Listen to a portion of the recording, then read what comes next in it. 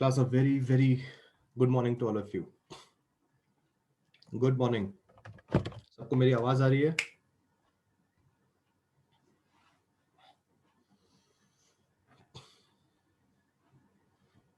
Good morning to all of you.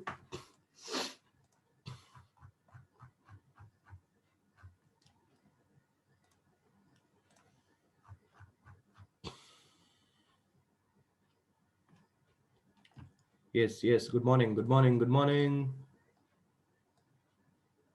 उठे हैं कि नहीं? सब लोग उठे हैं कि नहीं? Out of your beds?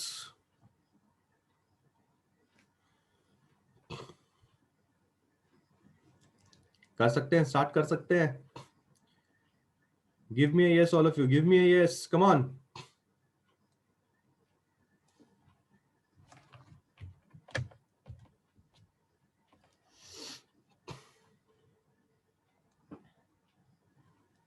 बहुत ही बढ़िया, बहुत ही बढ़िया.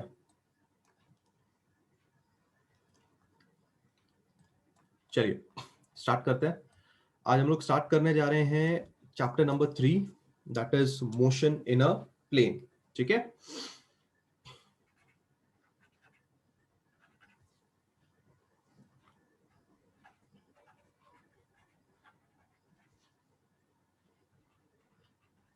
ये होगा हमारा चैप्टर नंबर 3 और लेक्चर है 1.1. ठीक है. सबका ध्यान होना चाहिए यहाँ पे. All of you should pay attention here. Motion in a plane में अगर आप स्टार्टिंग के टॉपिक्स के बारे में देखेंगे, स्टार्टिंग के टॉपिक्स मतलब जो आपका पहला पेज या फिर 30th पेज से चैप्टर स्टार्ट होता है. From 30th page to 36th page अगर आप ध्यान से देखेंगे तो उसको कर दिया गया है ओमिट, हटा दिया गया है. ठीक है. थोड़ा एक बार पोर्शन वाली शीट पे आके देखते हैं.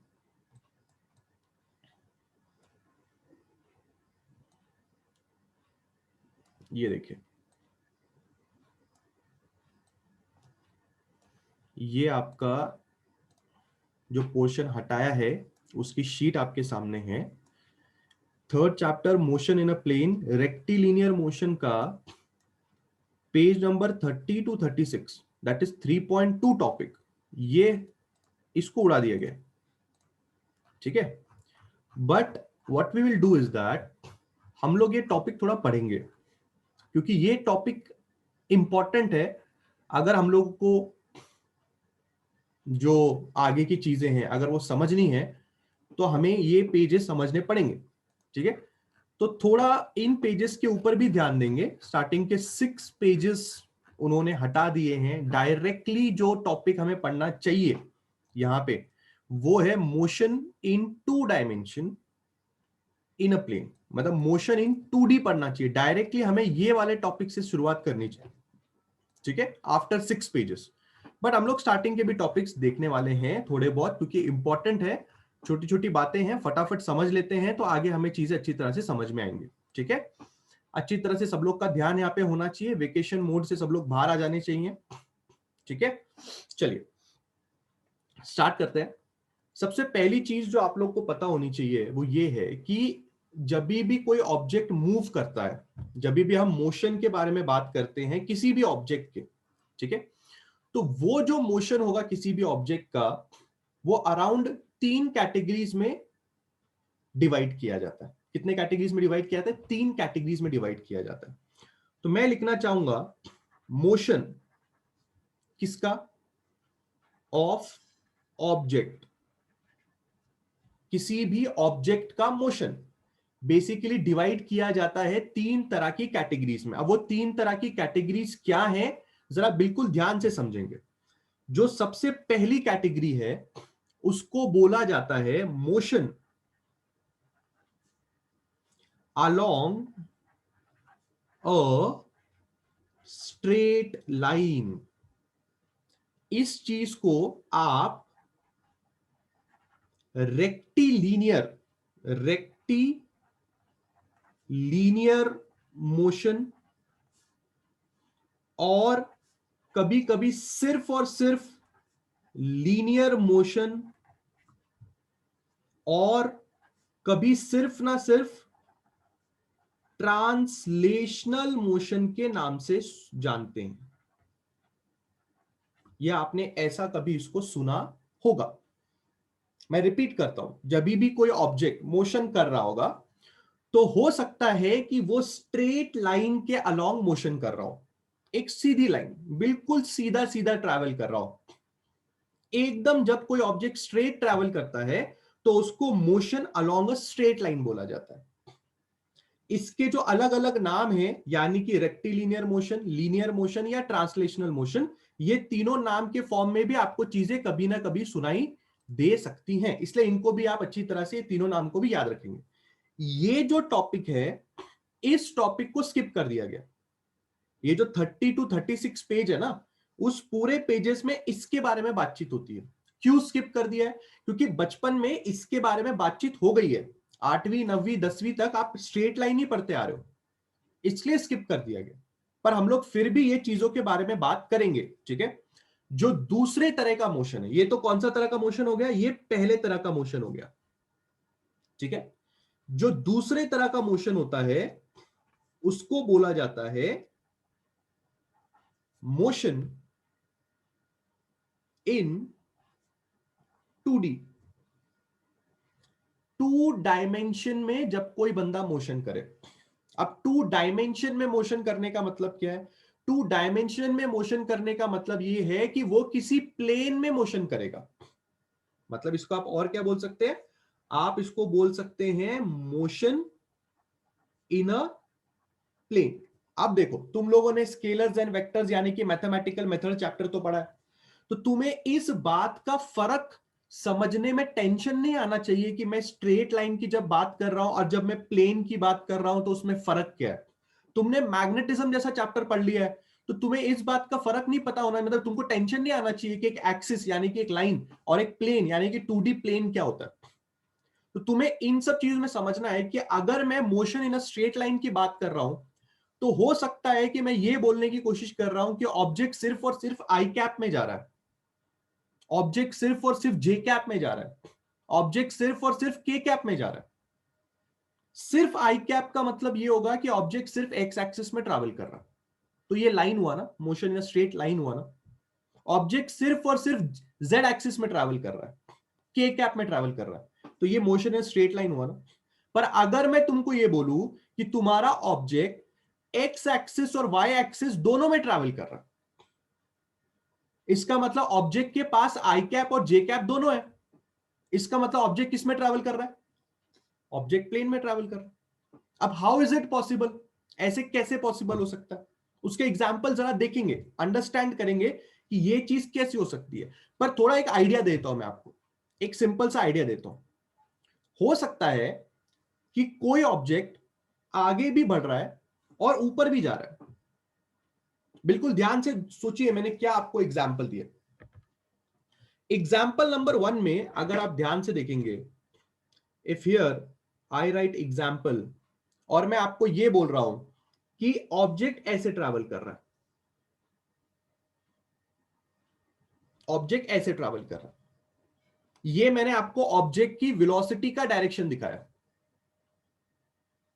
अगर आपने ये चीज ऑब्जेक्ट की वेलोसिटी का डायरेक्शन पकड़ा है तो आप श्योर है ना कि ये सिर्फ और सिर्फ आई कैप है। इसका मतलब इन दोनों में से ये जो वेलोसिटी है, ये जो ऑब्जेक्ट की वेलोसिटी आप देख रहे हैं, ये motion in a straight line में आता है। खत्म हो गई बात। बट अगर मैं आपको बोलूं कि आपका ऑब्जेक्ट ऐसे ट्रैवल कर रहा है, ये आपके ऑब्जेक्ट की वेलोसिटी का डायरेक्शन है, तो as as the students you know it very very well कि अगर मैंने इस तरह का एक वेक्टर ड्रॉ किया है तो आप बहुत अच्छी तरह से जानते हैं कि ये वेक्टर ना तो एक्स में है, ये वेक्टर ना तो वाई में है, क्योंकि एक्स में वेक्टर ऐसा दिखता है, वाई में वेक्टर कैसा दिखता है आप अच्छी तरह से जानते हैं, जेड में वेक्टर कैसे दिखता है आप अच्छी तरह से जानते हैं। बट अगर मैं आपसे यह कहूं कि ऑब्जेक्ट ना तो एक्स में है और ना ही वाई में है, इसका मतलब क्या है? इसका मतलब ऑब्जेक्ट के पास एक्स और वाई दोनों है, और जब किसी ऑब्जेक्ट के पास एक्स और वाई दोनों होता है, इसका मतलब उसको 2D में माना जाता है, यानी कि उसको माना जाता है प्लेन में। क्योंकि किसी ऑब्जेक्ट का प्लेन में होने का मतलब क्या है, उसके पास एक्स एक्सिस है, उसके पास वाई एक्सिस है। ये हो गया आपका मोशन इन 2D, आगे भी जा रहा है और इधर भी जा रहा है। बट तीसरे तरह का जो मोशन है जो एक ऑब्जेक्ट कर सकता है वो तो और खतरनाक है, उसको बोला जाता है मोशन इन 3D, और इसका दूसरा नाम हो सकता है मोशन इन स्पेस। जरा बात को बिल्कुल ध्यान से समझिए। जब आपकी गाड़ियां, कार, साइकिल, बाइक जब रोड पे चलती हैं तो वो सब चीजें इस वाली कैटेगरी में आती हैं या फिर इस वाले कैटेगरी में आ सकती हैं। अगर आपकी गाड़ी एकदम सीधा सीधा ट्रैवल कर रही है तो मैं ऐसा बोलूंगा कि आपकी गाड़ी या आपकी कार या आपकी बाइक स्ट्रेट लाइन मोशन कर रही है। अगर आपकी गाड़ी थोड़ा भी टर्न वन लेती है, ऐसे वैसे करती है, तो मैं आपकी गाड़ी को बोलूंगा कि आपकी गाड़ी 2D मोशन कर रही है। बट स्ट्रेट लाइन में और 2D में आपकी गाड़ी यानी कि आपकी कार जमीन पे रहने वाली है, क्योंकि जमीन पे रहने का मतलब आपकी गाड़ी या तो एक्स में जाएगी या तो वाई में जाएगी। What does motion in 3D means? Motion in 3D का मतलब होता है कि आपके गाड़ी के पास 3 डायमेंशनल मोशन करने का एक्सेस है। व्हाट डज 3 डायमेंशनल मोशन मतलब? आपकी गाड़ी उड़ भी सकती है। अगर आपकी गाड़ी ने जमीन से ऊपर आ गई आपकी गाड़ी, इसका मतलब आपकी गाड़ी जेड एक्सिस में आ रही है। अगर आपने पहले के लेक्चर्स ध्यान से सुने हैं तो आपको पता होगा कि ये आपका एक्स होता है, ये आपका वाई होता है, ये आपका जेड होता है। एक्स का मतलब आप समझ रहे हैं, वाई का मतलब आप समझ रहे हैं, जेड का मतलब आप समझ रहे हैं। ऊपर जाने का मतलब जेड होता है। अगर रियलिटी याद आएगी तो इस तरह से पढ़ा है, ये देखो, ये होता है एक्स, ये होता है वाई, और ये होता है जेड। ये जेड ऊपर आ रहा है। आधे लोगों ने बहुत अच्छे एग्जाम्पल्स भी गेस कर लिए। प्लेन हो गया, हेलीकॉप्टर हो गया, आपके कोई भी फ्लाइट मोशंस हो गए, जो भी चीज हवा में उड़ सकती है वो सारी की सारी चीजें 3D कैटेगरी में आती हैं। अगर आप ध्यान से सोचेंगे, अगर आप ध्यान से सोचेंगे तो आपका जो हेलीकॉप्टर, अगर हम हेलीकॉप्टर का एग्जांपल ले ले तो हेलीकॉप्टर जमीन पे रखा हुआ है, अब वो टेक ऑफ कर रहा है। तो किस टेक ऑफ करने का मतलब क्या? व्हाट डज टेक ऑफ करने का मतलब? टेक ऑफ करने का मतलब है आपका हेलीकॉप्टर जेड एक्सिस में ऊपर आ रहा है। फिर हो सकता है आपका हेलीकॉप्टर इधर जाए, ये आपका हेलीकॉप्टर एक्स एक्सिस में ऐसे कर रहा है, this is the X axis of your helicopter. फिर अगर आपने देखा होगा तो आपका हेलीकॉप्टर ऐसे करता है फिर आगे बढ़ता है, तो आपका हेलीकॉप्टर ये जा किस में रहा है? वाई एक्सिस में। हो सकता है आपका हेलीकॉप्टर ऐसे ऐसे करे, ये आपका एक्स एक्सिस हो गया, और थोड़ा ऊपर आए, ये आपका जेड एक्सिस हो गया। तो you can very well imagine a helicopter example कि how a helicopter is doing a 3D मोशन। आपका हेलीकॉप्टर किस तरह से 3D एनवायरनमेंट में अपना मोशन कर रहा है उसको सोचिए। मैं रिपीट करता हूं, जरा बिल्कुल ध्यान से हेलीकॉप्टर वाली बात सुनना है सब लोगों ने। ये आपका हेलीकॉप्टर जमीन पे रखा हुआ है। As soon as you helicopter takes off, जैसे आपका हेलीकॉप्टर टेक ऑफ करता है तो आपका हेलीकॉप्टर जो टेक ऑफ कर रहा है वो कर रहा है जेड एक्सिस में, ऊपर की तरफ जा रहा है। इट माइट बी पॉसिबल आपका हेलीकॉप्टर इधर जाए या इधर जाए, this is the X axis motion, and it is going forward और coming backward, this is the Y axis motion. ऊपर जाना Z axis, left and right X axis, आगे या पीछे वाई एक्सिस। तो इस तरह के मोशन में क्या तीनों एक्सिस का इस्तेमाल हो गया? क्या ये 3D में हो गया? हाँ। और दूसरा नाम ज्यादा इंपॉर्टेंट है, जो यहां पे हमने दूसरा नाम दिया वो ज्यादा इंपॉर्टेंट है। क्या नाम दिया क्लास हम लोग ने यहां पे? Motion in space. जरा इन दोनों के नाम में फर्क देखिए। यहां पे लिखा है मोशन इन प्लेन और यहां पे लिखा है मोशन इन स्पेस। फर्क है कि नहीं? स्पेस का मतलब आपको समझ में आ रहा है, उड़ना। अगर कोई चीज उड़ रही है इसका मतलब वो 3D में कंसिडर की जाएगी। अगर कोई चीज सिर्फ और सिर्फ जमीन पे चलती है, पर जमीन पे इधर जाती है उधर जाती है, एक्स और वाई लेती है, तो मोशन इन प्लेन हो गया। जमीन पे चल रही है पर सीधी दिशा में चल रही है, एकदम सीधी दिशा में, मुड़ती नहीं है कहीं पे भी, या तो सिर्फ एक्स या तो सिर्फ वाई या तो सिर्फ जेड, इसका मतलब वो motion in a straight line category में आ जाएगा। ये टॉपिक स्किप किया है 30 to 36 में ये टॉपिक है, पर फिर भी हम थोड़ा बहुत इसके ऊपर स्टडी करेंगे। ये पूरा है और ये पूरा है, पर फिलहाल मैं आप लोग से ये पूछना चाहता हूं, क्या आपको समझ में आया कि एक ऑब्जेक्ट कौन से 3 तरह के मोशंस करता है? यस और नो ऑल ऑफ यू? फटाफट रिप्लाई आना चाहिए सब लोगों का। All of you should be replying, and तक लेक्चर अटेंड करना है। Any doubts?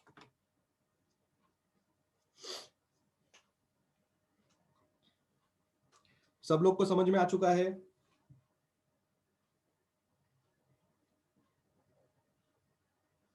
बड़े आगे बढ़े।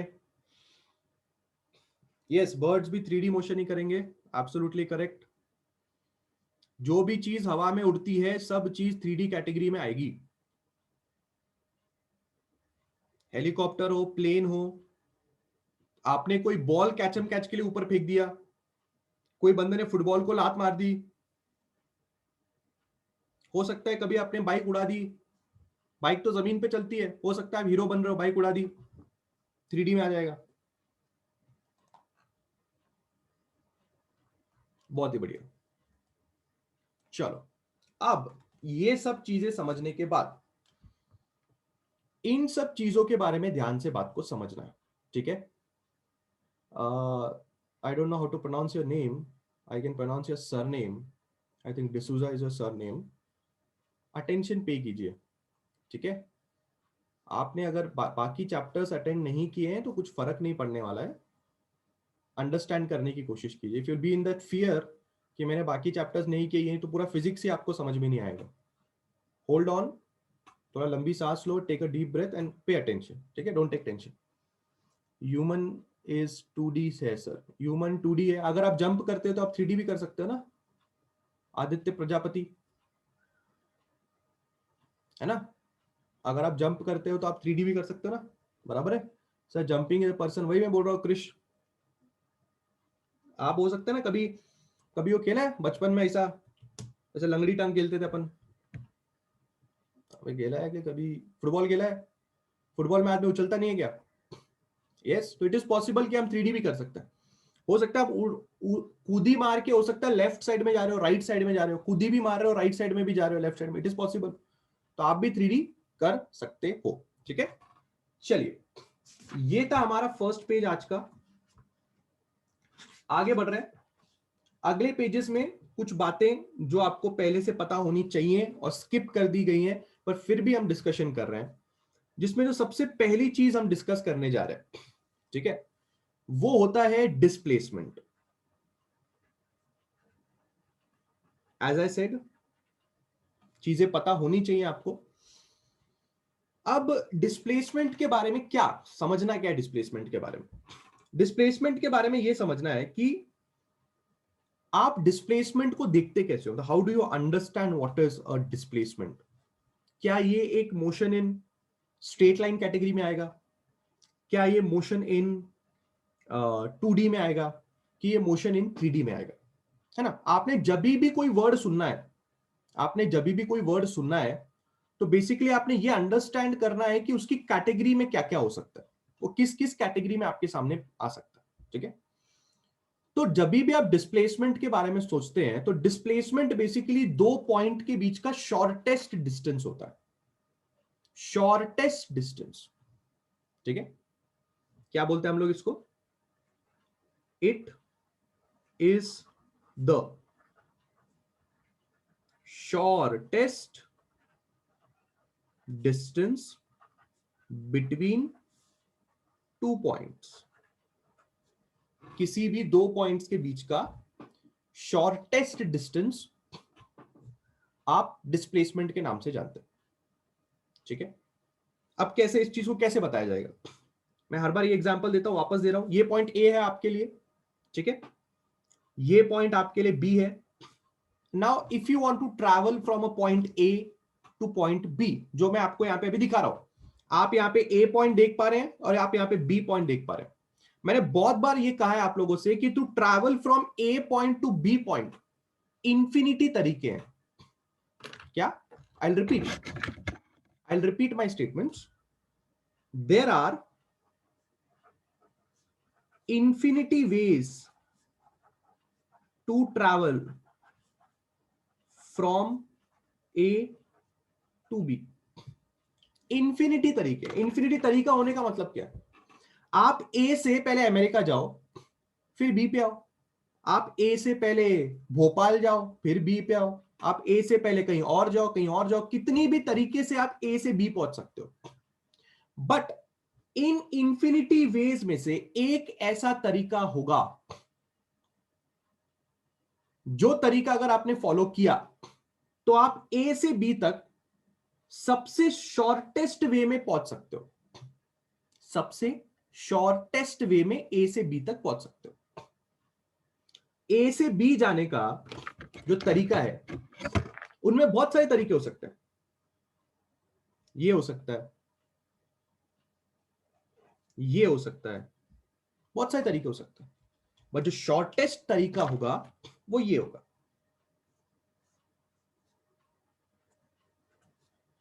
एक सीधी लाइन, एक सीधी लाइन। आपने डायरेक्टली ए पॉइंट को पकड़ना है, आपने डायरेक्टली बी पॉइंट को पकड़ना है, और ए और बी पॉइंट के बीच में आपने एक सीधी लाइन ड्रॉ कर देनी है। अगर आपने ए पॉइंट और बी पॉइंट के बीच में एक सीधी लाइन ड्रॉ कर दी, तो ये ए से बी जाने का सबसे शॉर्टेस्ट तरीका होगा, और उसी चीज को आप डिस्प्लेसमेंट के नाम से जानते हैं। याद रखिए, इसी के साथ साथ हमें यह भी समझना पड़ेगा कि डिस्टेंस क्या होता है। जो सेकंड हमारा चीज है, दोनों साथ में देख लेते हैं। जो सेकंड चीज है जिसको आप बोलते हैं डिस्टेंस, एक्चुअली उसका असली नाम होता है पाथ लेंथ। एक्चुअल नाम उसका क्या है? Path length. जो इसका डेफिनेशन है वो है the actual distance travelled by the object during its motion. दोनों में फर्क देखिए, दोनों में फर्क देखिए। आपके बंदे ने जो एक्चुअल डिस्टेंस ट्रैवल किया है, उसको आप उसकी पाथ लेंथ मानते हैं, यानी कि उसको आप उसका डिस्टेंस मानते हैं। बट जो शॉर्टेस्ट ट्रैवल किया होगा उसको आप डिस्प्लेसमेंट मानते हैं। मतलब डिस्प्लेसमेंट एक तरह का डिस्टेंस ही है। डिस्प्लेसमेंट एक तरह का डिस्टेंस ही है। एग्जाम्पल के तौर पे बात कर लेते। सपोज कीजिए कि ये आपका घर है, ये आपका स्कूल है, और ये आपका क्लास है। It's very very easy to understand कि आप पहले घर से स्कूल जाते हो तो आपने 200 मीटर का डिस्टेंस ट्रैवल किया, फिर आप स्कूल से ही आपके क्लासेस जाते हो, आपने 300 मीटर का डिस्टेंस ट्रैवल किया। तो पर डे अगर मैं बात करूं, if I talk per day, आप कितना डिस्टेंस ट्रैवल कर रहे हैं, तो it's very simple to calculate. पहले डेफिनेशन पढ़ो, the actual distance travelled by the object during its motion. इसको आप पाथ लेंथ बोलते हो, एक्चुअल डिस्टेंस ट्रैवल। तो आप कैसे निकालेंगे path length? Path length will be equal to home to school plus school to class. घर से स्कूल जाने में 200 मीटर ट्रैवल किया गया, स्कूल से क्लास जाने के लिए 300 मीटर ट्रैवल किया गया। इसका मतलब टोटल आपने 500 मीटर का डिस्टेंस ट्रैवल किया, काम खत्म हो गया। बट अगर मैं यहां पे डिस्प्लेसमेंट की बात करूं, if I want to talk about displacement, तो अगर आप नोटिस करेंगे, तो आप घर से अगर स्कूल के बीच का डिस्प्लेसमेंट निकालना चाहते हैं, घर से स्कूल का डिस्टेंस कितना है? 200। पर घर से स्कूल के बीच का डिस्प्लेसमेंट भी 200 ही है, क्योंकि घर से स्कूल जाने के लिए आपने एक एग्जैक्टली स्ट्रेट लाइन ट्रैवल की है। एग्जैक्टली स्ट्रेट लाइन आपने घर से आके स्कूल तक ट्रैवल की है। तो क्या ये स्ट्रेट लाइन आपका डिस्प्लेसमेंट माना जा सकता है? हाँ, माना जा सकता है। इस वाले एग्जाम्पल में आप देख सकते हैं कि आपका घर से लेके स्कूल तक जो डिस्प्लेसमेंट है और स्कूल से लेके क्लास तक का जो डिस्प्लेसमेंट है वो 200 है और वो 300 है। तो अगर हम बात करेंगे पाथ लेंथ फ्रॉम कहां से, होम टू स्कूल,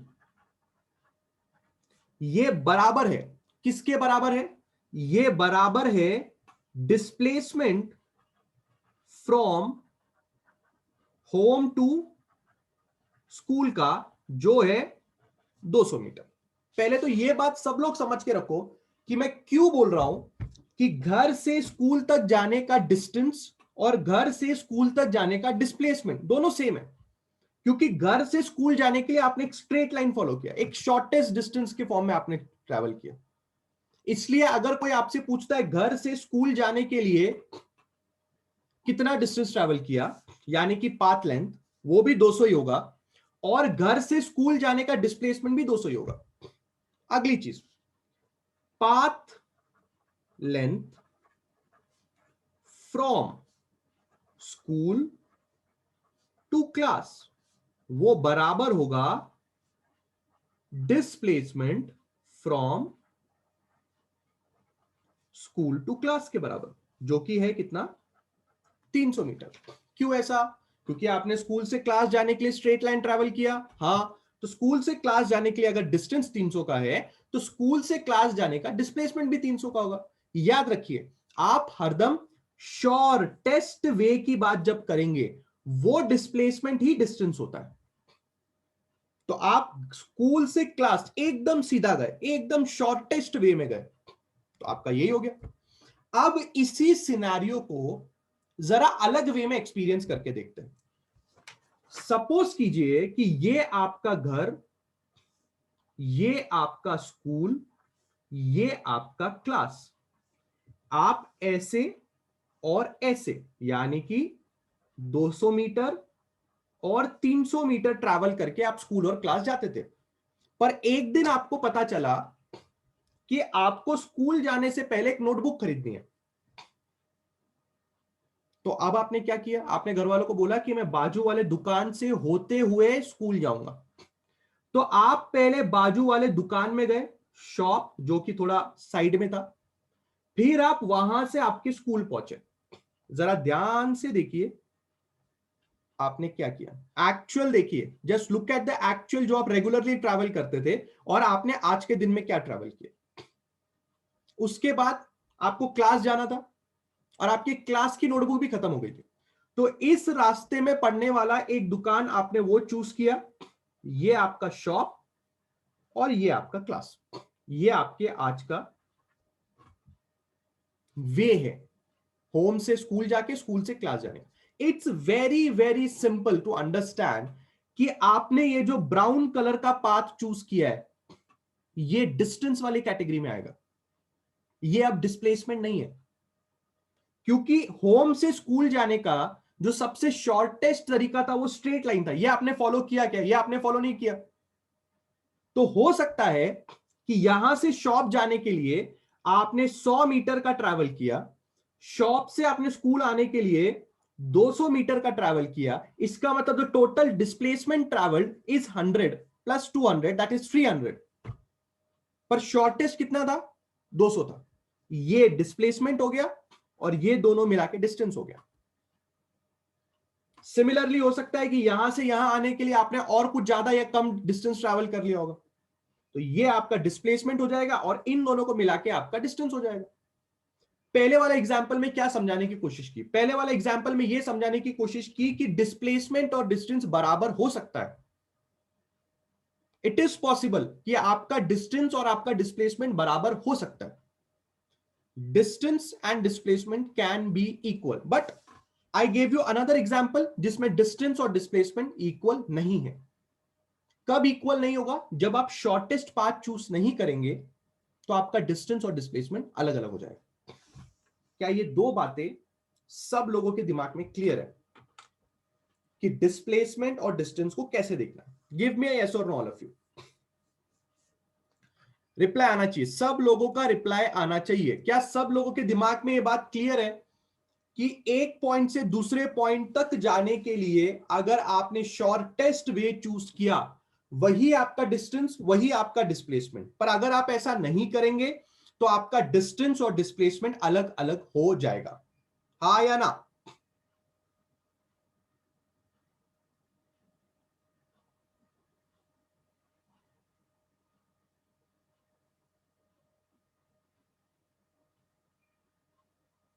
बहुत ही बढ़िया। अब एक और एग्जांपल जरा डिस्प्लेसमेंट और डिस्टेंस के बारे में ले लेते हैं ताकि आपको चीजें और बेहतर समझ में आए। ठीक है, सपोज कीजिए ये आपका घर है, यानी कि आपका होम, और ये आपका स्कूल है। ठीक है, एज सेड, आपके घर से स्कूल जाने के लिए आप 200 मीटर का डिस्टेंस ट्रैवल करते हैं। ठीक है, एक सिनेरियो कंसीडर करना है, we have to consider a scenario, और ये सिनेरियो आपने बहुत अच्छी तरह से समझना है और सुनना भी है। ठीक है, सपोज कीजिए अगर कोई आपसे ये कहता है कि एक बंदा घर से स्कूल गया और फिर स्कूल से वापस घर आ गया, घर से स्कूल, स्कूल से वापस घर आ गया। आप लोग को बताना है उसका टोटल पाथ लेंथ, यानी कि डिस्टेंस, उसने कितना ट्रैवल किया, और आपको बताना है कि उसने डिस्प्लेसमेंट कितना ट्रैवल किया। ये दो बातें आपने बतानी है। कम ऑन एवरीबॉडी, मैं रिपीट करता हूं, मैंने क्वेश्चन आप लोग से क्या पूछा? मैंने क्वेश्चन आप लोग से ये पूछा है कि बंदा घर से स्कूल गया और स्कूल से वापस घर पे आया। ठीक है, घर से स्कूल, स्कूल से वापस घर। ठीक है, सवाल यह है कि उसने टोटल कितना डिस्टेंस और डिस्प्लेसमेंट ट्रैवल किया। Come on. पायल का कहना है दोनों सेम होंगे।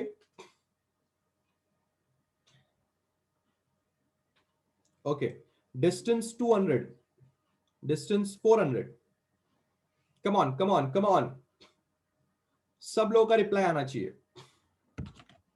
बहुत बढ़िया बहुत बढ़िया बहुत बढ़िया, बहुत ही बढ़िया। ये है सही आंसर, ये है क्या सही आंसर। एक और चीज जो शायद आप लोग मिस कर गए और जो शायद आप लोगों को पता होनी चाहिए, कुछ लोगों को पता थी इसलिए उन्होंने बिल्कुल सही जवाब दिया, और कुछ लोग शायद भूल गए, तो इसलिए मैंने आपको बोला था ये सारी की सारी चीजें कहां सिखाई गई है, 8वीं 9वीं 10वीं में सिखाई गई है। पर अगर 8वीं 9वीं 10वीं में आपने उन चीजों के ऊपर ज्यादा अच्छे से ध्यान नहीं दिया तो अभी दो। ठीक है, अभी दो, टेंशन नहीं लेने का, बिल्कुल ध्यान से बात को समझो। जिन लोग को ये टेक्निक नहीं पता, बिल्कुल अच्छी तरह से बात को समझेंगे कि why did I write displacement as 0 metres. क्योंकि जब भी आप डिस्प्लेसमेंट के बारे में बात करते हैं, whenever you are talking about displacement, then you are interested in these two things, आपका इनिशियल पॉइंट एंड आपका फाइनल पॉइंट। जब भी आप डिस्प्लेसमेंट की बात करते हैं, when ever you talk about displacement, जब भी आप डिस्प्लेसमेंट की बात करते हैं तो आप इनिशियल और फाइनल पॉइंट में इंटरेस्टेड है। What does initial and final point में इंटरेस्टेड का मतलब क्या है? इंटरेस्टेड इस बात में है कि आपकी जर्नी कहां से शुरू हुई और आपकी जर्नी कहां पे खत्म हुई। इफ यू अंडरस्टैंड, आपकी जर्नी शुरू हुई थी कहां पे? घर से स्कूल तक, और फिर स्कूल से वापस घर पे भी तो आए आप, तो आपका इनिशियल पॉइंट जो है वो तो होम है, और आपका फाइनल पॉइंट भी तो होम ही है। आप घर से निकले थे और आप घर पे वापस आए, तो अगर आप घर से निकले थे और आप घर से वापस आए, तो अगर इनिशियल और फाइनल पॉइंट दोनों घर ही है तो डिस्प्लेसमेंट 0 माना जाएगा। हालांकि अगर रियली बात किया जाए तो आपने डिस्टेंस कितना ट्रैवल किया है? आपने डिस्टेंस ट्रैवल किया जाने के लिए 200, आने के लिए 200, मतलब 200 प्लस 200 400 आपने टोटल डिस्टेंस ट्रैवल किया है, पर वही आपका डिस्प्लेसमेंट 0 मीटर आ रहा है। क्योंकि जब भी डिस्प्लेसमेंट की बात की जाती है, yes it is very very important to understand कि डिस्प्लेसमेंट हमने लिखा है, it is the shortest distance between two points. It is the shortest distance between 2 points.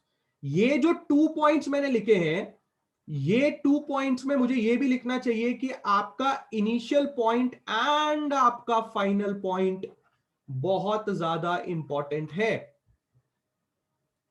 एक और एग्जाम्पल, ये चीजें आपको अच्छी तरह से समझाने के लिए, छोटी छोटी बातें अभी से नहीं समझोगे, आगे बहुत प्रॉब्लम होगी, इसलिए अच्छी तरह से बातों को समझो। ये होगा हमारा आज का 4th पेज, बिल्कुल ध्यान से समझना, बिल्कुल अच्छी तरह से समझना। और एक एग्जाम्पल आप लोग के सामने रख रहा हूं, ये आपका घर है,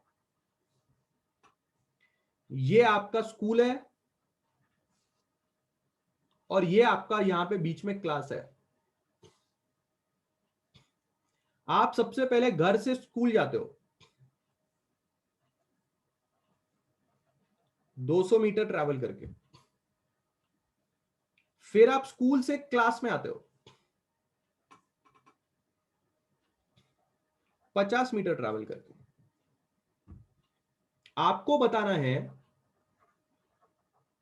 distance travelled from home to class, and आपको बताना है displacement travelled from home to class. चलिए फटाफट दिमाग लगाइए सब लोग, चलो चलो चलो, जल्दी जल्दी जल्दी, come on come on come on. Distance कितना होगा, डिस्टेंस कितना होगा, जल्दी। बढ़िया आंसर्स, बढ़िया आंसर्स। अभी भी आधे लोग गलत आंसर्स दे रहे हैं, पता नहीं क्यों।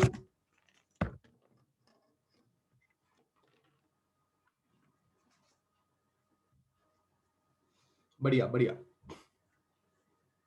ओके, सबसे पहले डिस्टेंस के बारे में बात करते हैं। लेट्स टॉक अबाउट डिस्टेंस, ठीक है, लेट्स टॉक अबाउट डिस्टेंस। आपने घर से पहले स्कूल गए होंगे, तो आपने 200 ट्रैवल किया होगा। फिर आप स्कूल से क्लास आए, आपने 50 ट्रैवल किया। इसका मतलब आपने 200 मीटर प्लस 50 मीटर ट्रैवल किया, यानी कि आपने 250 मीटर ट्रैवल किया। डिस्टेंस में शायद किसी को प्रॉब्लम नहीं हो रही होगी, जितना जितना ट्रैवल किया उतना उतना ऐड करते जाने का।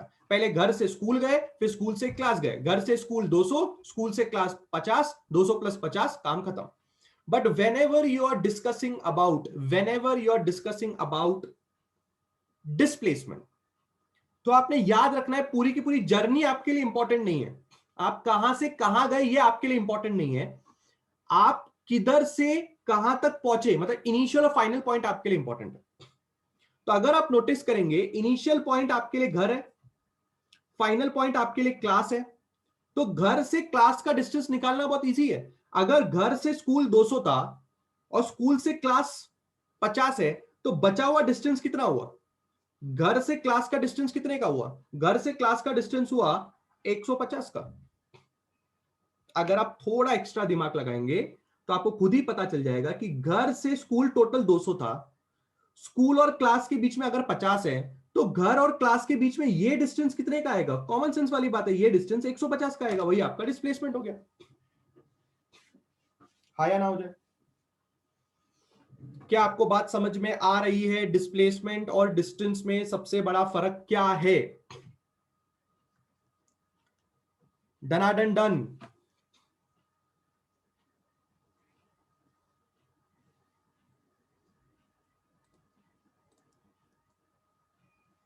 बढ़े, आगे बढ़े, सबका रिप्लाई आना चाहिए, आगे बढ़े।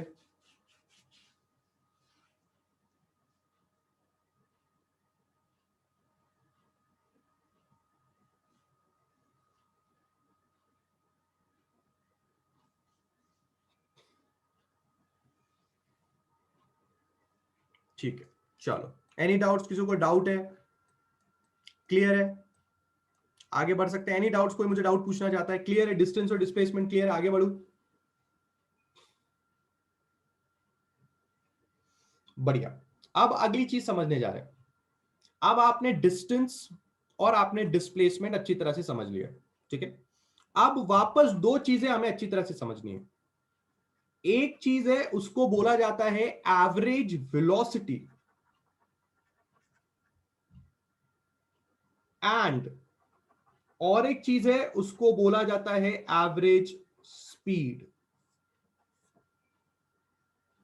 अगर अपने को डिस्टेंस और डिस्प्लेसमेंट समझ में आ गया है तो average velocity and average speed समझना कोई मुश्किल वाला काम नहीं है। एवरेज वेलोसिटी जब आप बात करते हो, ठीक है, डेफिनेशन बिल्कुल ध्यान से देखिए। Displacement of the object during the time interval over which average velocity is being calculated। बात करेंगे। अगला चीज पहले देख लेते हैं। Average speed, total path length traveled during the time interval over which average speed is being calculated। जो सबसे पहली और अच्छी चीज आपके दिमाग में बैठ चुकी होगी वो ये है कि जब आप वेलोसिटी कैलकुलेट करते हो तब आप डिस्प्लेसमेंट का इस्तेमाल करते हो, और जब आप स्पीड कैलकुलेट करते हो तो आप टोटल पाथ लेंथ का इस्तेमाल करते हो। इसलिए हर किसी को यह पता होना बहुत जरूरी है कि डिस्प्लेसमेंट और टोटल पाथ लेंथ के बीच का फर्क क्या है। अगर आपको डिस्प्लेसमेंट और टोटल पाथ लेंथ के बीच का फर्क पता चलेगा तो आपको पता चलेगा कि एवरेज वेलोसिटी और एवरेज स्पीड का फर्क क्या है।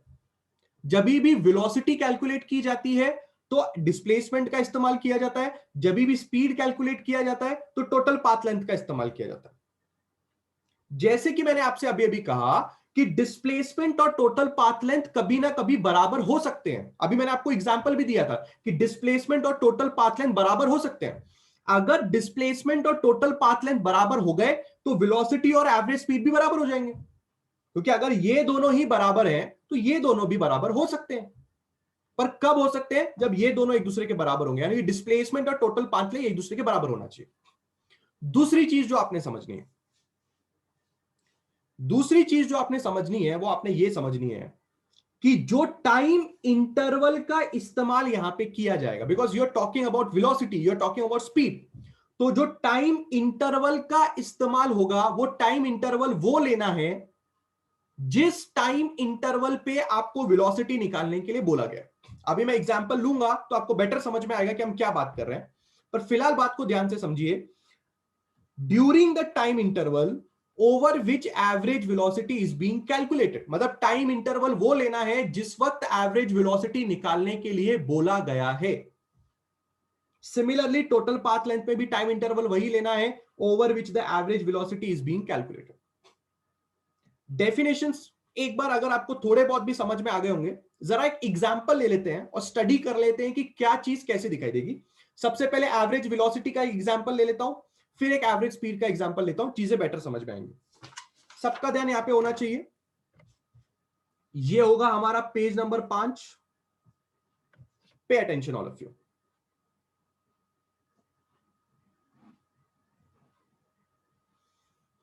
बिल्कुल ध्यान से देखना।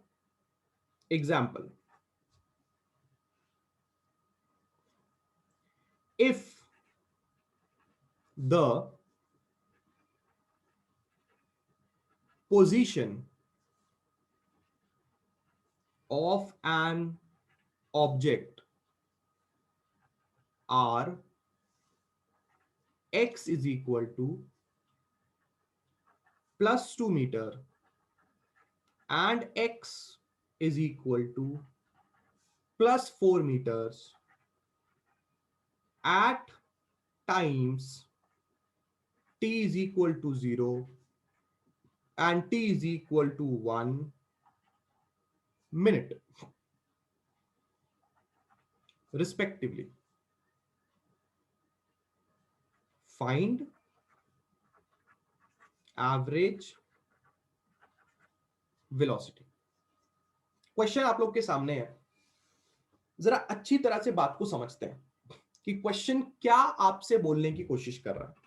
ठीक है, the position of an object are x is equal to 2 meters and x is equal to 4 meters at time t is equal to 0 and t is equal to 1 respectively. Find the average velocity of the object. इस चीज को जरा graphically आप लोग के सामने पेश करता हूं, बिल्कुल ध्यान से देखना. ये आपका x एक्सिस है, क्योंकि ये बात बिल्कुल साफ है कि ऑब्जेक्ट ने सिर्फ और सिर्फ x एक्सिस में ट्रैवल किया है. ये जो पॉइंट होगा इसको मैं 0 पकड़ रहा हूं, यानी कि आपका ओरिजिन. यहां पे मैं 2 मीटर पकड़ रहा हूं, यहां पे मैं 4 मीटर्स पकड़ रहा हूं.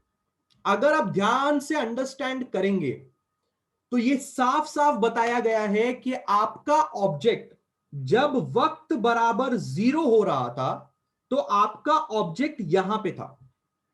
देखिए, at time t is equal to 0 पे आपका ऑब्जेक्ट 2 मीटर वाले लाइन पे था, और जब time t is equal to 1 हुआ तो आपका ऑब्जेक्ट 4 मीटर वाली लाइन पे. मतलब जब t इज इक्वल टू 1 हुआ तो आपका ऑब्जेक्ट यहां से लेके यहां तक उसने ट्रैवल किया. ये आपके ऑब्जेक्ट की डायग्रामेटिकली जर्नी है. मुझे किसी बात से लेना देना नहीं है, मुझे सिर्फ इस बात से लेना देना है कि मुझे एवरेज वेलोसिटी निकालनी है. इसका मतलब मेरा पूरा का पूरा ध्यान डिस्प्लेसमेंट निकालने में है, मेरा पूरा का पूरा ध्यान टाइम निकालने पे है, क्योंकि जब मेरे पास डिस्प्लेसमेंट होगा, जब मेरे पास टाइम होगा तो मैं वेलोसिटी निकाल लूंगा. और मैंने आपको साफ साफ बताया, जब भी आप डिस्प्लेसमेंट के बारे में सोचते हैं तो यह बहुत ज्यादा इंपॉर्टेंट है कि आप कहां से कहां गए और किस टाइम पे गए. वक्त 0 हो रहा था, आप 2 मीटर वाली लाइन पे थे. वक्त 1 मिनट गुजर गया, आप 4 मीटर वाली लाइन पे हो. मेरा सवाल आप लोगों से है कि डिस्प्लेसमेंट कितना ट्रैवल हुआ. बोलिए, क्या लगता है आप लोग को? रिप्लाई रिप्लाई, सब लोगों का रिप्लाई आना चाहिए. डिस्प्लेसमेंट कितना ट्रैवल हुआ? क्या ये डायग्राम देख के आपको कुछ ना कुछ आइडिया आ रहा है कि डिस्प्लेसमेंट कितना ट्रैवल हुआ? उसका आइडिया आ रहा है आप लोगों को? Come on everybody, how much is the displacement that is being travelled? अच्छी तरह से देख के सब लोगों ने रिप्लाई देना है. All of you have to look at very very carefully. क्या सिखाया है डिस्प्लेसमेंट में? इनिशियल पॉइंट और फाइनल पॉइंट इंपॉर्टेंट है आप लोगों के लिए कि सब कुछ इंपॉर्टेंट है? यस यस यस, आपके लिए सिर्फ इनिशियल और फाइनल पॉइंट इंपॉर्टेंट होना चाहिए. आपकी जर्नी कहां से शुरू हुई? आपकी जर्नी शुरू हुई 2 मीटर से, आपकी जर्नी खत्म हुई 4 मीटर पे. बस यही है. Your journey started from 2 metres and your journey ended at 4 metres, right? 2 metre से 4 मीटर अगर आपने ट्रैवल किया है तो 2 मीटर से 4 मीटर जब आप ट्रैवल कर रहे हो तो आपका डिस्प्लेसमेंट यानी कि डेल्टा एक्स के तौर से मैं लिख रहा हूं, ये आपका आएगा 4 माइनस 2 यानी कि 2 मीटर. आप इसको ऐसे भी देख सकते हो, आप इसको ऐसे भी देख सकते हो. यहां से यहां तक x2, यहां से यहां तक x1. Delta x can be written as x2 minus x1, that is 4 minus 2, that is 2 meters. पर अगर आप इतने झमेले में नहीं पढ़ना चाहते, ये जो मैंने अभी यहां पे लिखा, ये मैंने इस वर्ड का फायदा उठा के लिखा. अगर आपने मैथमेटिकल मेथड चैप्टर पढ़ा है और उसमें आपने पोजीशन वेक्टर का नाम सुना होगा, if you have heard about a word that is called as position vector, position vector में यह बात साफ साफ बोली गई थी कि किसी भी ऑब्जेक्ट की position with respect to origin देखी जाती है। कहां से देखी जाती है? विथ रिस्पेक्ट टू ओरिजिन देखी जाती है। यही है ना? अगर आप ऐसा बोल रहे हो कि ये 4 मीटर है, तो ये 4 मीटर किसके रिस्पेक्ट में है? ओरिजिन के रिस्पेक्ट में। अगर आप ये बोल रहे हो कि ये 2 मीटर है, तो ये 2 मीटर किसके रिस्पेक्ट में? ये 2 मीटर ओरिजिन के रिस्पेक्ट में। तो ओरिजिन के रिस्पेक्ट में फाइनल 4 मीटर ट्रैवल किया, ओरिजिन के रिस्पेक्ट में इनिशियली 2 मीटर ट्रैवल किया था, तो 4 मीटर माइनस 2 मीटर, आपका 2 मीटर आ गया आपका डिस्प्लेसमेंट। इस तरह से भी सोचा जा सकता है। पर आप लोगों ने कैसा सोचा होगा? आप लोगों ने सोचा होगा 2 पे था, 4 पे गया, मतलब एक्चुअली उसने 2 ही मीटर तो ट्रैवल किया है। 2 से 4 कितना होता है? 2 से 4 2 मीटर ही होता है। यह तरीका भी सही है, इनिशियल और फाइनल पॉइंट को देख के सोचना भी सही है। पर मैंने आपको अभी एक नया तरीका सिखाया। नया तरीका क्या है? ओरिजिन के रिस्पेक्ट में 4 फाइनल, ओरिजिन के रिस्पेक्ट में 2 इनिशियल, 4 माइनस 2 आपको मिल गया ये। What is this? Delta X. तो how did you calculate delta X? x2 minus x1 is delta x, and what is delta x? Delta x is your displacement, 2 metre. आपको जो technique पसंद आए वो टेक्निक यूज करो। बोलो बोलो, हाँ या ना बोलो। क्या समझ में आया किसी को डिस्प्लेसमेंट कैसे लिखा गया? Everybody is understanding with respect to position vector also and with respect to a normal बनिया हिसाब also। अगर आपको बनिया हिसाब लगाना है, बनिया हिसाब लगाओ, पर पोजीशन वेक्टर से जरा बेटर समझ में आता है क्योंकि आपने अभी चैप्टर्स पढ़े हैं, तो क्यों ना उसका यूटिलाइजेशन किया जाए। Everybody is okay? सबको समझ में आ रहा है 2 मीटर कैसे आया? गिव मी यस और नो ऑल ऑफ यू फटाफट। Done done done.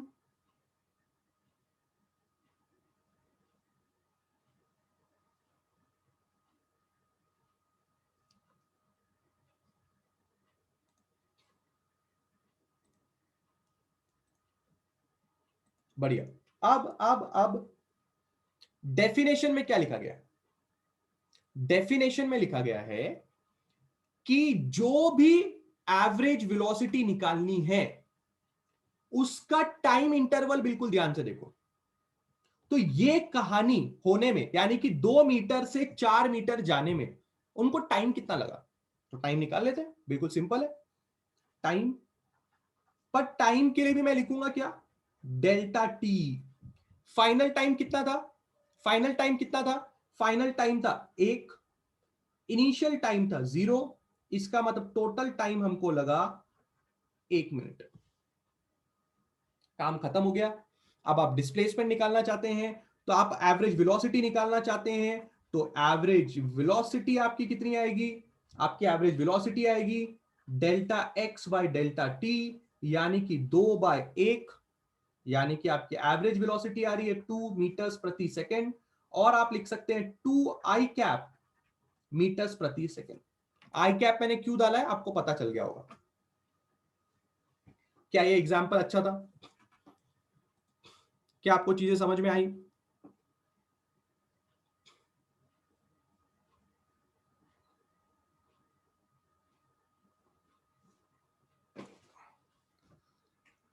क्या आपको चीजें समझ में आई? या सेकेंड्स नहीं आना चाहिए, यहां पे आना चाहिए मिनट।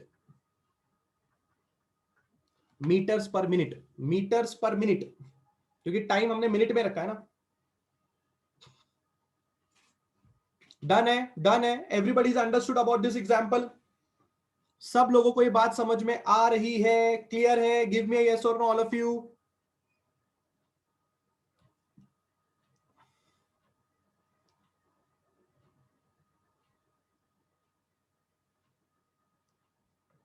बहुत ही बढ़िया।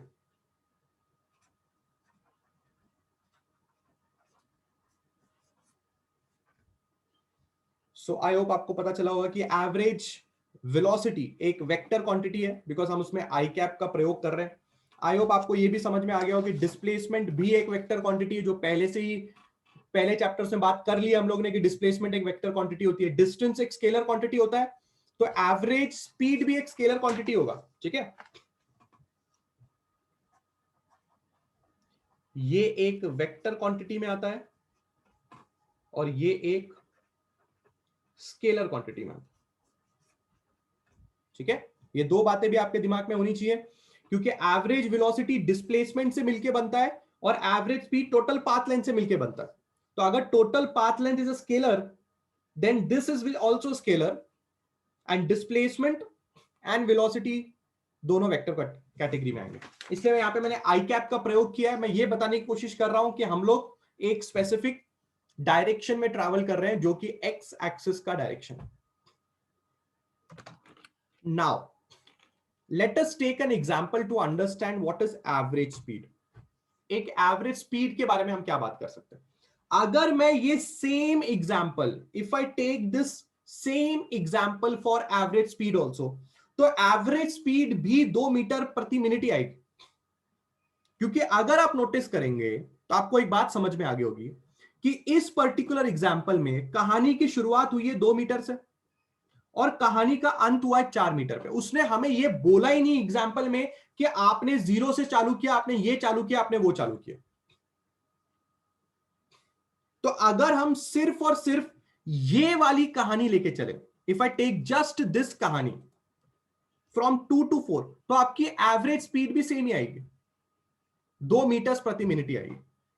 पर एक अलग सा एग्जाम्पल लेके जरा देख लेते हैं कि किस तरह से हम बात करें। कुछ चेंजमेंट नहीं होगा, कुछ फर्क नहीं आने वाला, आप भी जानते हैं।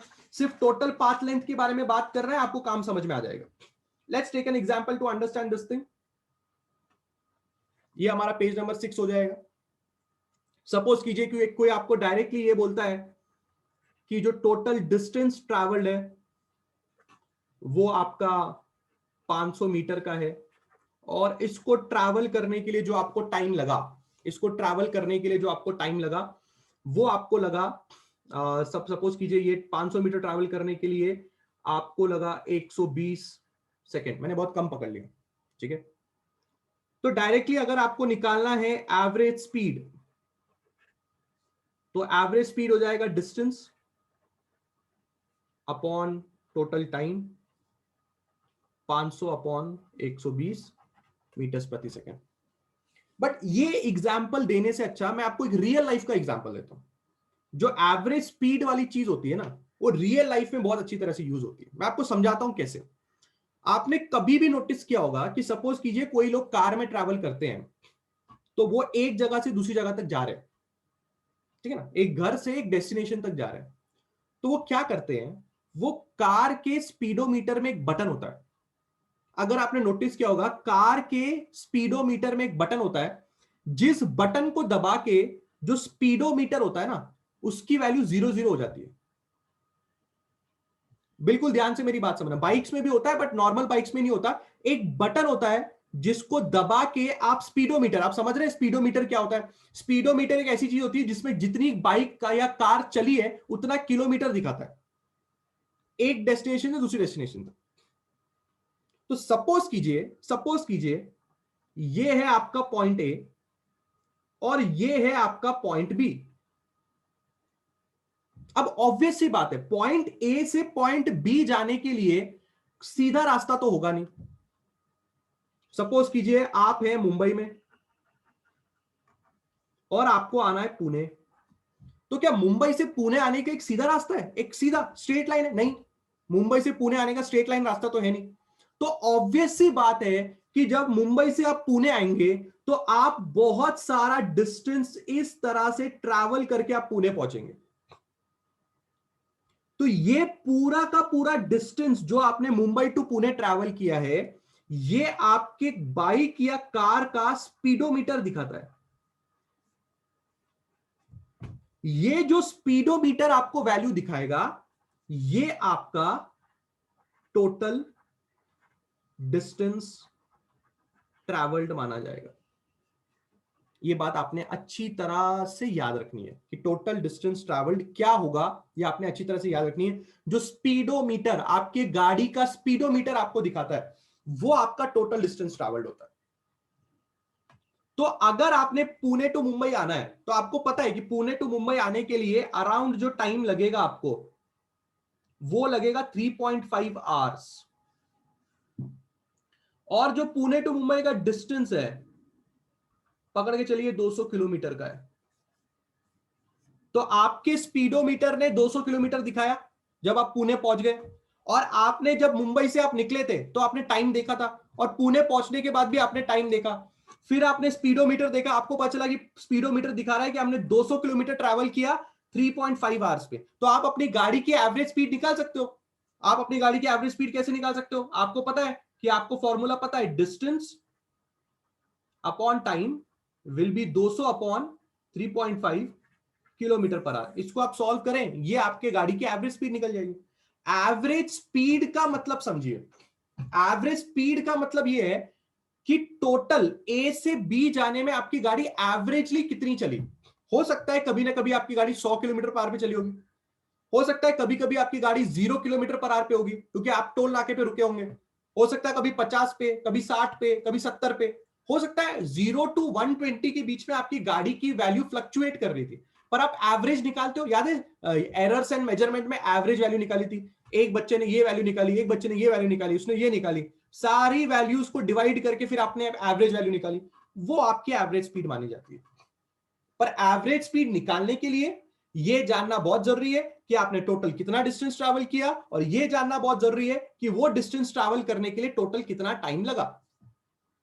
और ये चीज स्पीडोमीटर गाड़ी का बहुत ही बेहतरीन तरीके से आपको बता सकता है। इसलिए next time if you are travelling और आपको एवरेज स्पीड पता करनी है, तो ये बात बिल्कुल ध्यान से देखना कि गाड़ी की शुरुआत में और गाड़ी के अंत में कितना स्पीडोमीटर पे डिस्टेंस दिखा रहा है, और गाड़ी की शुरुआत और गाड़ी के अंत में कितना टाइम आपने लिया, दोनों को डिवाइड करें, आपको आपकी गाड़ी की एवरेज स्पीड मिल जाएगी। Is that clear? Everybody's understanding? Average speed निकालना बहुत ही आसान काम है, एवरेज डिस्प्लेसमेंट निकालना, एवरेज वेलोसिटी निकालना थोड़ा टेंशन भरा काम है, क्योंकि जब आप डिस्प्लेसमेंट की बात करते हो तो आपको शॉर्टेस्ट डिस्टेंस के बारे में बात करना पड़ता है, पर ये एवरेज वेलोसिटी निकालना थोड़ा टेंशन है, पर एवरेज स्पीड बहुत सिंपल है, गाड़ी के स्पीडोमीटर से भी निकाल सकते हो। Is it clear? Everybody's understanding what is average speed? दोनों का फॉर्मूला बिल्कुल सेम है, दोनों के फॉर्मूले में कोई फर्क नहीं है, बस वहां डिस्प्लेसमेंट है या डिस्टेंस है, बस इतना फर्क है। Everybody is okay with this thing? Average speed and average velocity सब लोग को समझ में आ गई है? आगे बढ़ सकते हैं क्या? Any doubts? कोई डाउट्स पूछना चाहता है एवरेज स्पीड और एवरेज वेलोसिटी के बीच में?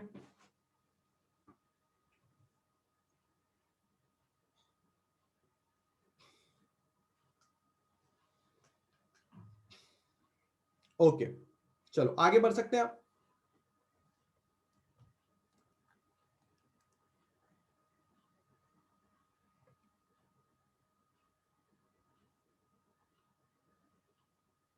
ठीक है, अगर आपको ये बात समझ में आ गई है तो जरा एक न्यूमेरिकल सॉल्व करते हैं। ठीक है,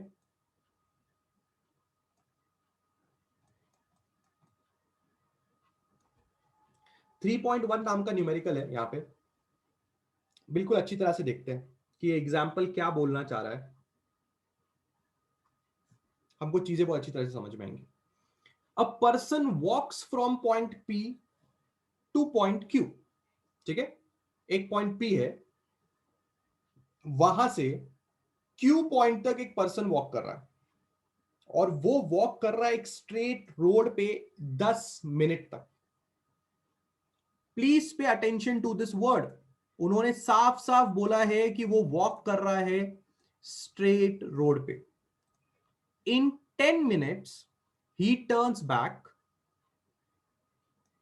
अगर इनिशियल पॉइंट हो ए और एक कार रिवर्स जा रही हो फाइनल पॉइंट बी पे, तो डिस्प्लेसमेंट प्लस आएगा कि माइनस आएगा? वही देख रहे हैं क्रिश, वही देख रहे हैं, उससे बारे में क्वेश्चन है, आप देख सकते हैं, देन द टर्न बैक लिखा हुआ है, वही देख रहे हैं, बिल्कुल ध्यान से देखिए। हाँ, a person walks from point P to point Q along a straight line in 10 minutes, then turns back and returns to point R, which is midway of point P and Q, after further 4 minutes. Diagram बनाना पड़ेगा, ये point P है, ये point Q है, और दोनों के बीच में एक पॉइंट है R। ऐसा क्वेश्चन ने खुद ही बोला है। आपके भाई साहब कहां से कहां गए? आपके भाई साहब P से लेके पहले Q तक गए, बराबर है। P से Q जाने के लिए भाई साहब ने जो टाइम लिया वो लिया 10 मिनट का। ऐसा क्वेश्चन ने खुद ही बोला है, हमने अपनी तरफ से कुछ भी एड अप नहीं किया है। अगर आप ध्यान से क्वेश्चन पढ़ेंगे आपको समझ में आएगा, इन 10 मिनट्स उन्होंने खुद ही लिखा हुआ है। उसके बाद क्या, he turns back and returns to a point R which is midway of P and Q। इसलिए मैंने P और Q के बीच में R बनाया। अब Q से R आने के लिए भाई साहब को टाइम कितना लगा, Q से R आने के लिए भाई साहब को टाइम लगा 4 मिनट। तो अब हम बनाएंगे यहां से ऐसा, एरो मार्क देख के सबको समझ में आ रहा होगा, पहले वो कहां से कहां गया फिर कहां से कहां है। यहां से यहां तक आने में उनको लगा 4 मिनट, बराबर है। इफ PQ इज 1 किलोमीटर, लिखना चाहिए PQ आपका 1 किलोमीटर है। फाइंड द एवरेज स्पीड, और आगे बढ़ते हैं, and average velocity of the person in going from P to R। Question खत्म।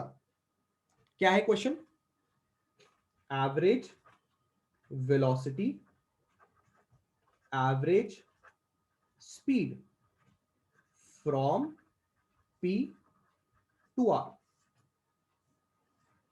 ये आपका क्वेश्चन है। P से लेके R तक, P से लेके R तक जाने के लिए उसकी एवरेज वेलोसिटी या एवरेज स्पीड क्या है, हमें यह पता करना है। एक चीज तो साफ हो गई है, अगर P से Q का डिस्टेंस 1 किलोमीटर का है तो P टू R का डिस्टेंस 0.5 किलोमीटर का होगा, और R से Q का डिस्टेंस भी 0.5 किलोमीटर का होगा, क्योंकि क्वेश्चन में साफ साफ बोला गया है कि R पॉइंट मिड पॉइंट पे है। अगर R पॉइंट मिड पॉइंट पे है तो मिड पॉइंट पे होने की वजह से डिस्टेंस दोनों बराबर हो जाएंगे। हमारे पास पूरी जानकारी है। क्या ये बात सब लोगों को समझ में आ रही है? क्वेश्चन सब लोग के दिमाग में क्लियर है? Everybody is okay with the question? फटाफट बोलिए, everybody is okay with the question? Any doubts in the question? सब लोग को क्वेश्चन समझ में आ गया कि हमें क्या दिया गया है और हमें क्या फाइंड करना है? फटाफट बोलिए।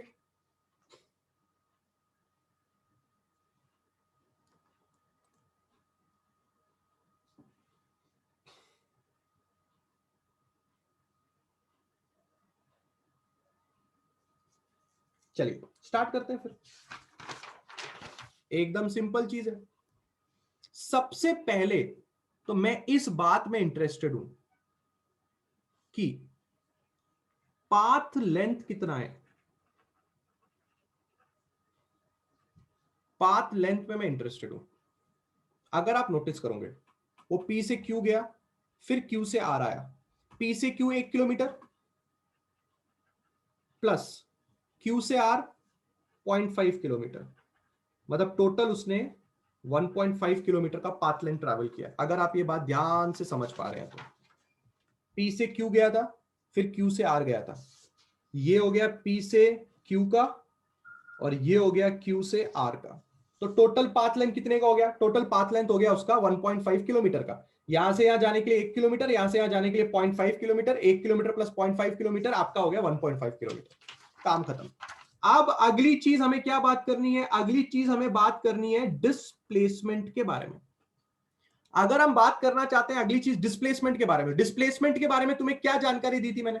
डिस्प्लेसमेंट के बारे में मैंने तुम्हें जानकारी दी थी, इनिशियल पॉइंट पकड़ो, फाइनल पॉइंट पकड़ो, दोनों के बीच में कितना है वो देखो। इनिशियल P है, हमें नहीं पता वो कहां गया, हमें कुछ लेना देना नहीं है। क्यों गया, किधर गया, हमें कुछ पता नहीं है। हमें सिर्फ इतना पता है डिस्प्लेसमेंट के टाइम पे P पे गया, P से निकला और R तक गया। P और R के बीच में कहानी है ना, तो P और R के बीच में तो 0.5 है, तो हमारा डिस्प्लेसमेंट आ गया कितना? 0.5 किलोमीटर। अब क्या, अब क्या, अब एवरेज स्पीड और एवरेज डिस्प्लेसमेंट निकालना है। तो सबसे पहले हम निकालेंगे एवरेज स्पीड, वो होगा आपका path length upon time. Path length है 1.5 किलोमीटर का, और टाइम जो लगा आपको वो लगा कितने का? 14 मिनट का।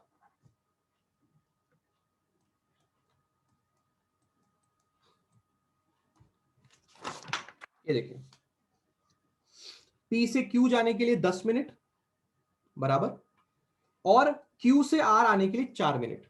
तो टोटल टाइम कितने का हुआ? 10 प्लस 4 कितने का हुआ? 14 मिनट हुए। 14 मिनट। इसको आप सॉल्व करेंगे, आपको फाइनल आंसर मिल जाएगा। एवरेज स्पीड में किसी को प्रॉब्लम है क्या? Everybody is okay with average speed, total path length, total time, clear है? सब लोग को डन है? एवरेज स्पीड में किसी को तकलीफ नहीं होनी चाहिए मेरे हिसाब से। तो एवरेज स्पीड में किसी को भी प्रॉब्लम होनी नहीं चाहिए। डन है? एवरेज स्पीड में किसी को प्रॉब्लम नहीं है, बराबर?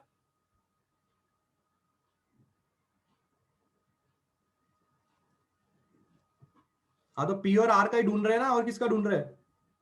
क्रिश, पी और आर का ही ढूंढ रहे हैं ना। पर एवरेज स्पीड निकालनी है तो टोटल पाथ लेंथ देखना पड़ेगा ना। अगर एवरेज स्पीड निकालनी है तो टोटल पाथ लेंथ ही देखना पड़ेगा ना। पी से आर तक ऐसी थोड़ी पहुंच गया वो, पी से पहले क्यू गया था, फिर क्यू से आर गया था, तो इसलिए सब चीज देखनी पड़ेगी, नहीं देखनी पड़ेगी? आप क्या निकाल रहे हो? आप डिस्प्लेसमेंट निकाल रहे हो, बराबर है क्रिश? आप स्पीड निकाल रहे हो, एवरेज स्पीड निकाल रहे हो। आगे बढ़ू, अब मुझे निकालना है एवरेज वेलोसिटी। तो एवरेज वेलोसिटी क्या होगा? एवरेज वेलोसिटी का मतलब आप जा रहे हो डिस्प्लेसमेंट अपॉन टाइम, बराबर? ठीक है। अब डिस्प्लेसमेंट आपने पहले से लिखा हुआ है, कितना है? मैं आपसे पूछता हूं टाइम कितना लेना पड़ेगा? पी से आर तक का डिस्प्लेसमेंट, पी से आर तक का डिस्प्लेसमेंट 0.5 है। टाइम कितना लोगे? बोलो।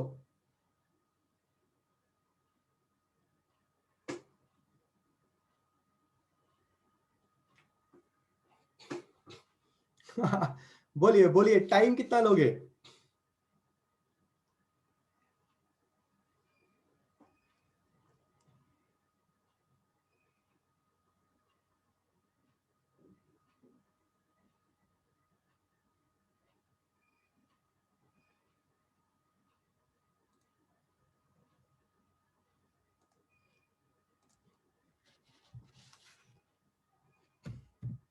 सब लोग 6 मिनट, सब लोग 6 मिनट बोल रहे हैं।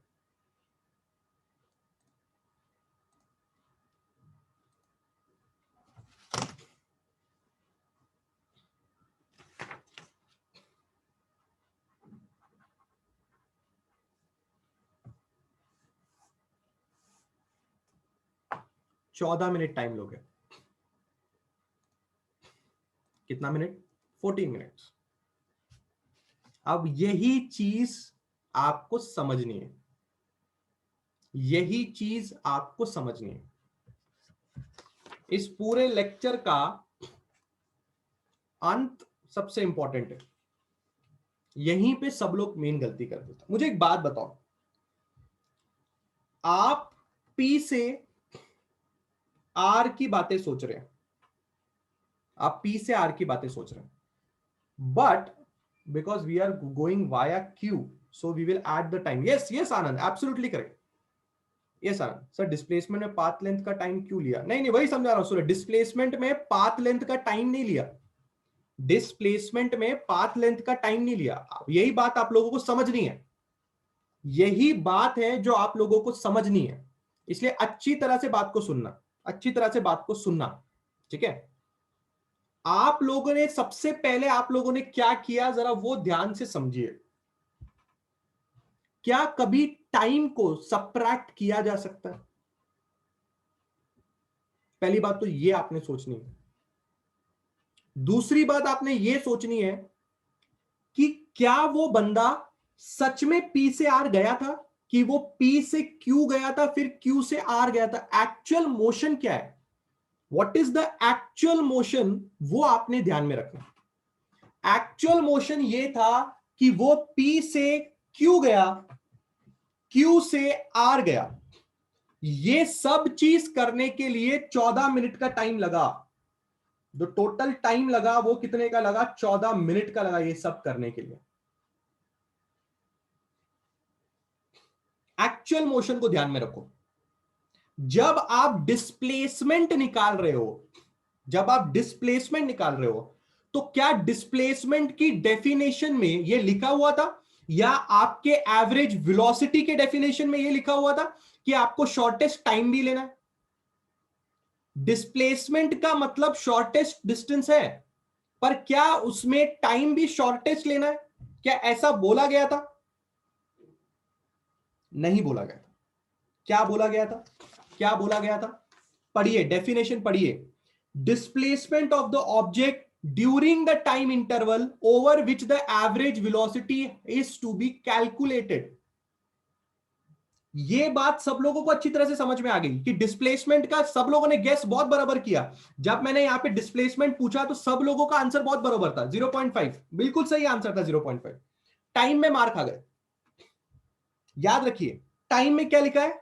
During the time interval over which the average velocity is to be calculated. Time interval over which, इसका मतलब यह है कि आपकी गाड़ी कहां से कहां तक चली, यह भी इंपॉर्टेंट है। आपकी गाड़ी पी से क्यू चली, क्यू से आर चली, आपकी गाड़ी ने टोटल 14 मिनट का टाइम इंटरवल ट्रैवल किया है।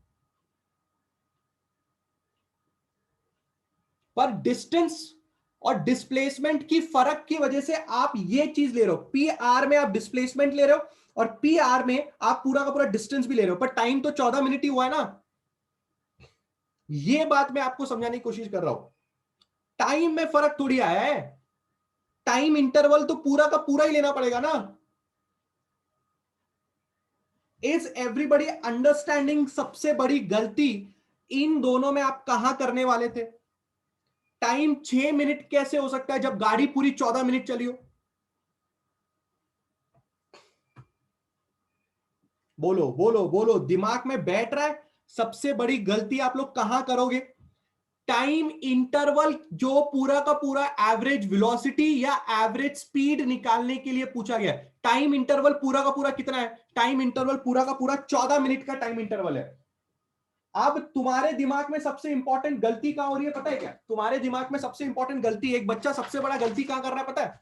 बच्चा सोचता है अगर डिस्प्लेसमेंट निकालने के लिए पी और आर के बीच की चीजों को देखना है ना? तुम्हारे दिमाग में क्या आया?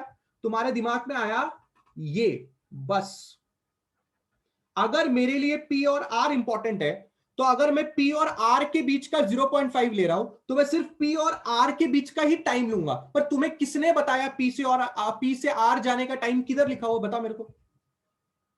पी से आर जाने के लिए तुम लोगों ने 10 में से 4 माइनस करके 6 मिनट लिखा। किसने बोला तुम्हें ऐसा होगा? किधर लिखा है क्वेश्चन में ऐसा होगा?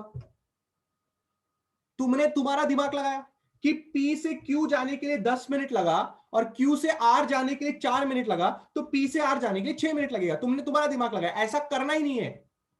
करना क्या है? तुमने वो टाइम इंटरवल लेना है जो पूरी कहानी का टाइम इंटरवल है, और पूरी कहानी 14 मिनट में निपटी है, वो लेना है। समझा? इतना भी आसान नहीं था जितना तुम लोग सोच रहे थे। क्या किसी को बात समझी? क्या किसी को बात समझा कि हम लोग क्या बात कर रहे हैं? हाँ या ना? फटाफट बोलिए। एवरीबॉडीज अंडरस्टैंडिंग की करना क्या है? क्या सब लोगों को समझ में आ रहा है कि करना क्या है? हाँ या ना? टाइम पूरे सिनेरियो का लेना पड़ता है। The time what you are taking is of the total scenario.